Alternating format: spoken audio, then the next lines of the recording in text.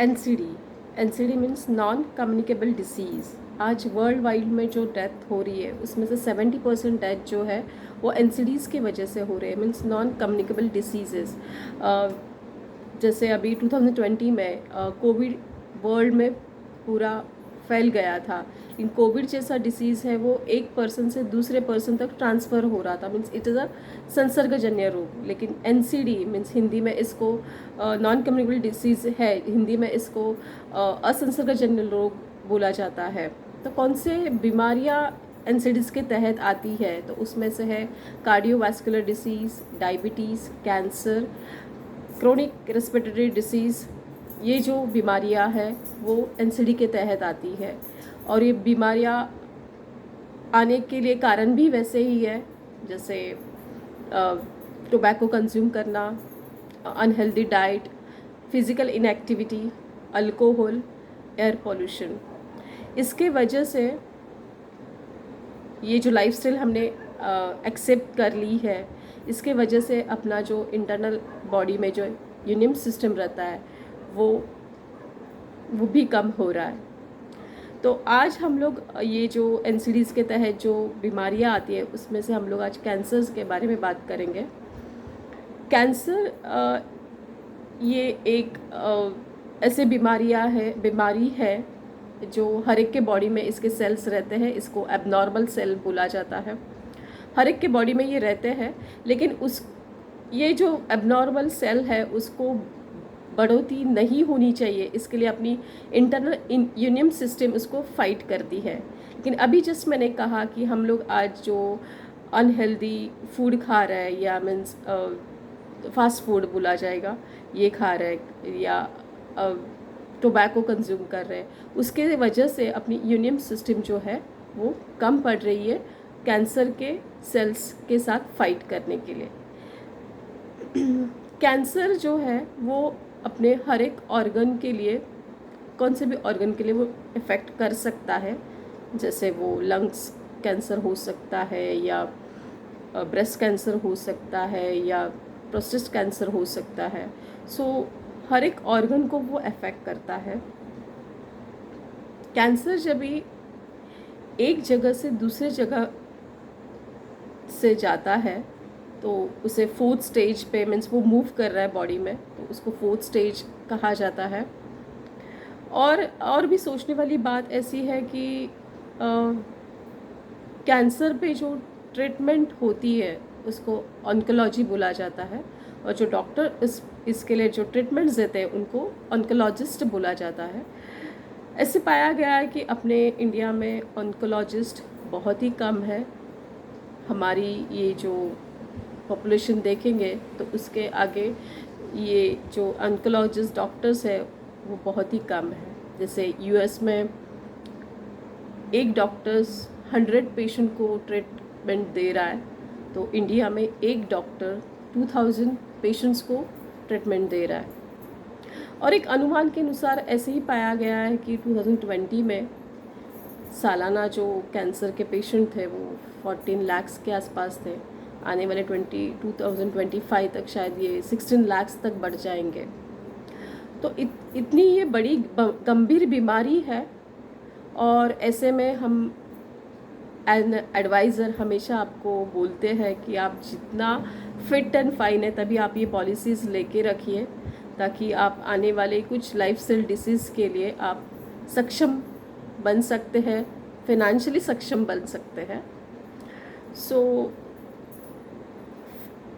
किसी पर्सन को ये कैंसर डिटेक्ट हो गया और उसके पास ऐसे हेल्थ इंश्योरेंस जैसा, फिनेंशियल रिस्क मैनेजमेंट जैसा टूल नहीं है, तो आप सोचिए कि उसके ट्रीटमेंट के लिए, मीन्स ट्रीटमेंट जो है, इनिशियल ट्रीटमेंट्स ही उसके जो रहते हैं, जैसे बायोप्सी रहे या पेट स्कैन है, या जो भी ट्रीटमेंट्स है, उसी का खर्चा 2-3 लाख तक जाता है।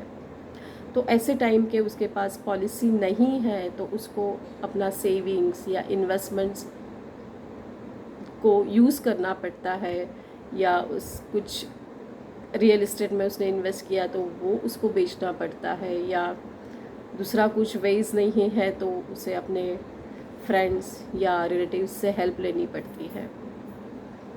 लेकिन अभी जो एक अच्छी बात मैं बोल सकती हूँ कि जो कैंसर सर्वाइवल पेशेंट्स हैं उनको भी इंश्योरेंस इंडस्ट्री में कुछ ऐसे पॉलिसीज़ है जो उनको ट्रीटमेंट के लिए वो यूज़ कर सकते हैं। यस, इन कुछ कुछ कंपनी ने ये प्रोडक्ट्स अभी लाए हुए हैं, बहुत सालों से है, लेकिन एज एन एडवाइज़र हमने भी आपको ये अभी तक बताए नहीं थे, लेकिन ये अभी शायद बताने का टाइम आ गया है कि ऐसे भी कुछ प्रोडक्ट्स है जो कैंसर सर्वाइवल पेशेंट्स को एक फिनेंशियली राहत मिल सकती है। यस, सो ये पॉलिसीज़ लेते वक्त क्या होना, क्या क्या प्रोसेस होता है। तो ये पॉलिसी तो फर्स्ट जो कैंसर सर्वाइवल, जिनको ऑलरेडी कैंसर हो गया है उनके लिए है, ताकि आगे जाके रियकरेंस होता है कैंसर का, सेम कैंसर या कुछ अलग कैंसर डिटेक्ट होता है तो उसके लिए वो एक फिनेंशियली उसको हेल्प हो सकता है। अदर देन कैंसर जो नॉर्मल बीमारियां होती है लाइक मलेरिया, डेंगू या अदर देन दिस, तो उसके लिए भी वो पॉलिसीज़ उसको हेल्प करती है।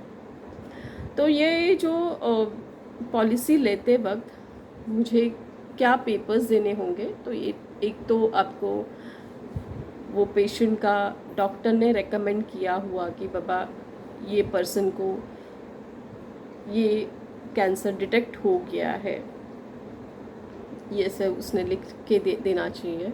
सेकेंड, उसने जो भी टेस्ट किया होगा, जो भी उसने ट्रीटमेंट ली होगी उसके ऊपर, तो उसके पेपर्स लगेंगे और वो पेपर्स आप कंपनी को सबमिट कर सकते हैं। देन कंपनी के अंडरराइटर जो रहते हैं, मीन्स जो डॉक्टर्स ही रहते हैं, वो आपके पेपर्स वेरीफाई करते हैं, क्योंकि कंपनी भी देखती है कि आपका रिस्क हम लोग ले सकते हैं कि नहीं। तो वो वेरिफिकेशन होने के बाद सब, इफ़ पर्सन इज़ एलिजिबल, तो उसको वो पॉलिसी मिल जाती है। यहाँ पे मैं एक ऐड करना चाहती हूँ, ये जो स्पेशल प्रोडक्ट्स रहते हैं, लाइक अभी ये मैं कैंसर के लिए बात कर रही हूँ, फ्यूचर में शायद मैं कार्डियक पॉलिसीज़ के बारे में भी वीडियोस बनाऊँगी। तो ये कैंसर, ये जो स्पेशल प्रोडक्ट्स रहते हैं ना, उसमें एंट्री एज जो रहती है, नॉर्मली इंश्योरेंस इंडस्ट्री में मैक्सिमम एंट्री एज प्रोडक्ट्स को 65 रहती है। मीन्स मैं 65 ईयर तक वो प्लान में ले सकता हूँ या एंट्री कर सकता हूँ। तो ये ध्यान में रखिए, कोई भी प्रोडक्ट है इंश्योरेंस प्रोडक्ट, ये मुझे 65 के पहले ही लेना ज़रूरी है।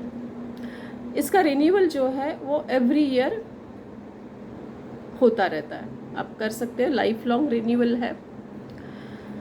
ये पॉलिसी होने के बाद शायद वो पर्सन को एक फिनेंशियली सपोर्ट भी मिल जाएगा कि आगे जाके कुछ रियकरेंस होता है ड्यू टू कैंसर या अदर हॉस्पिटलाइजेशन, वो उसको यूज़ कर सकता है। कौन सी कंपनी ये इंश्योरेंस देती है, वैसे आज आप पॉलिसी बाज़ार पे भी जाके देख सकते हैं, लेकिन पॉलिसी बाज़ार से अच्छा है कि आप आपका एक एडवाइज़र रखिए जो आपको गाइड करे प्रॉपरली, तो वो आप उनकी हेल्प ले सकते हैं। तो इंडस्ट्री में, जो इंश्योरेंस इंडस्ट्री में जो ये जो प्रोडक्ट्स आज लोगों को दे रहे हैं, उसमें से स्टार हेल्थ इंश्योरेंस कंपनी है, बजाज अलियंस कंपनी है, आईसीआईसीआई लोम्बार्ड है, आदित्य बिरला है, केयर इंश्योरेंस है, दीज ऑल द कंपनी जिनके पास ऐसे प्रोडक्ट्स हैं। तो आप ये प्रोडक्ट्स, ये पॉलिसीज़ के बारे में जानकारी ले सकते हैं। ध्यान में रखिए, कैंसर जो डिसीज़ है, एक तो वो लाइफस्टाइल डिसीज़ भी है और एक इनहेरेंट भी हो सकता है। तो वो हमें ध्यान में रखना कि पीछे वाले पीढ़ी को कुछ तकलीफ़ है तो आगे वाली पीढ़ी ने उसको थोड़ा सिक्योर होना ज़रूरी है विद दिस प्रोडक्ट्स।